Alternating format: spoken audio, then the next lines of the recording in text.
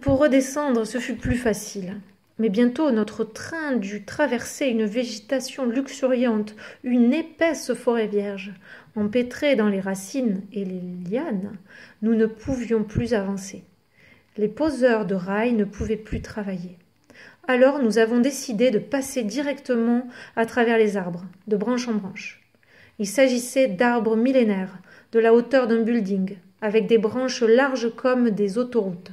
C'était incroyable. Il y avait des oiseaux multicolores partout autour de nous. Ils étaient attirés par la couleur jaune de notre train, inhabituel dans leur forêt. Tout en racontant ses souvenirs, le vieux cheminot s'applique avec des gestes précis à enseigner à Théo la conduite du train aventurier.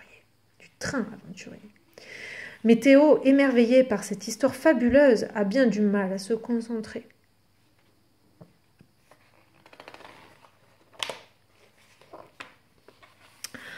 Un train bleu express le sort soudainement de sa rêverie.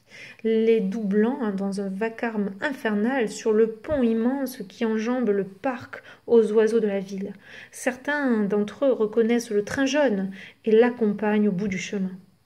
Le train jaune a toujours su prendre le temps de vivre, Théo, mais il sait aussi filer comme le vent, s'il le faut. C'est ainsi qu'il semait à coup sûr les Indiens, couchés allongés sur leurs chevaux, lancés au grand galop. La légendaire tribu des hommes serpents, ces grands guerriers qui se tatouent des écailles de reptiles sur tout le corps. Ils nous poursuivaient, invariablement à la sortie de la forêt et dans la plaine. Les Indiens couchés vivent invisibles dans les hautes herbes. Ils habitent des tentes très basses ou des souterrains. Ils se déplacent toujours en rampant ou s'allongent sur leurs chevaux, faisant encore avec l'animal pour combattre et chasser les grandes antilopes. Mais au fil du temps, la course au train jaune se transforme en jeu. Les hommes serpents mettent à l'épreuve leurs meilleurs cavaliers et leurs plus rapides chevaux.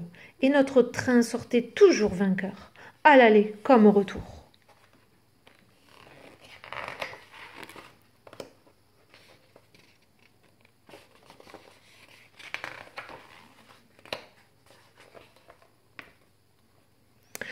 Mais grand-père, combien de fois l'as-tu fait ce voyage? Je ne sais pas, je ne l'ai jamais compté. Quand nous avons décidé du lieu d'implantation de la future New Caldera, nous avons transporté des matériaux et de la main-d'œuvre, des familles entières de Old Ciudad jusqu'ici. Le petit village de New Caldera grandissait au fur et à mesure que nous allions et venions.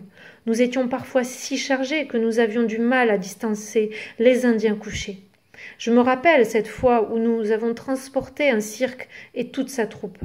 Il venait distraire la population de New Caldera. Pour la première fois, le train jaune, trop chargé, éprouvé par le passage du col des montagnes fantômes, dut s'arrêter au beau milieu de la plaine. Le poids de toute cette ménagerie et surtout celui du couple d'éléphants l'avait vidé de son énergie.